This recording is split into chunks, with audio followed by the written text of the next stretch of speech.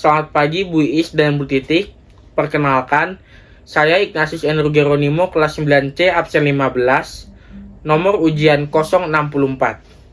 Pada hari ini, saya akan membacakan bacaan kitab suci dari Injil Lukas bab 15 ayat 11 sampai 32 dan akan membacakan renungan.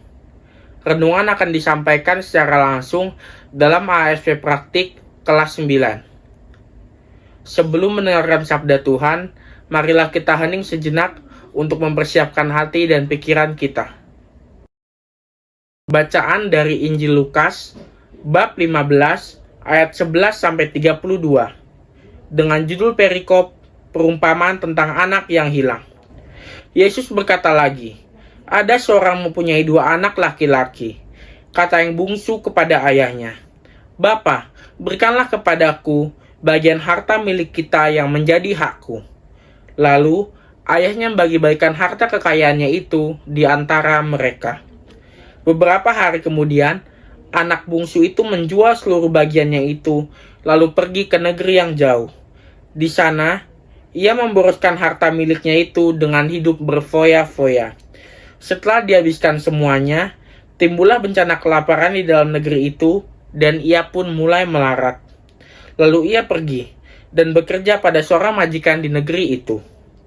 Orang itu menyuruhnya ke ladang untuk menjaga babinya. Lalu ia ingin mengisi perutnya dengan ampas yang menjadi makanan babi itu.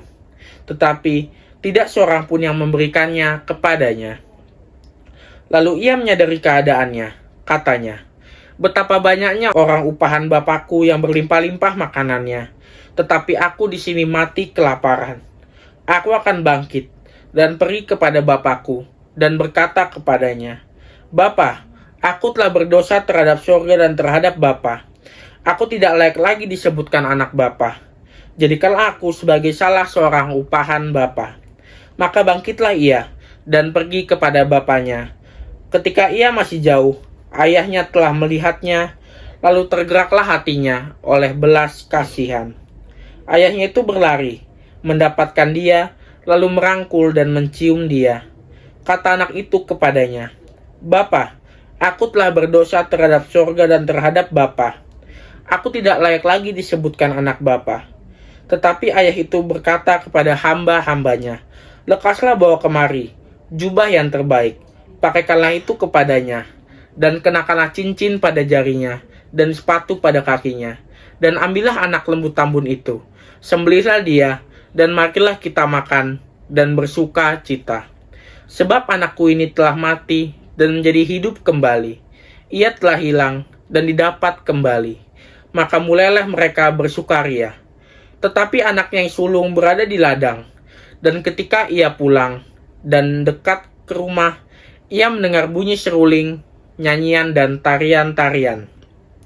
Lalu ia memanggil salah seorang hamba dan bertanya kepadanya, 'Apa arti semuanya itu?' Jawab hamba itu, 'Adikmu telah kembali, dan ayahmu telah menyembelih anak lembu tambun, karena ia mendapatkannya kembali dengan sehat.' Maka marahlah anak sulung itu, dan ia tidak mau masuk. Lalu ayahnya keluar dan berbicara dengan dia.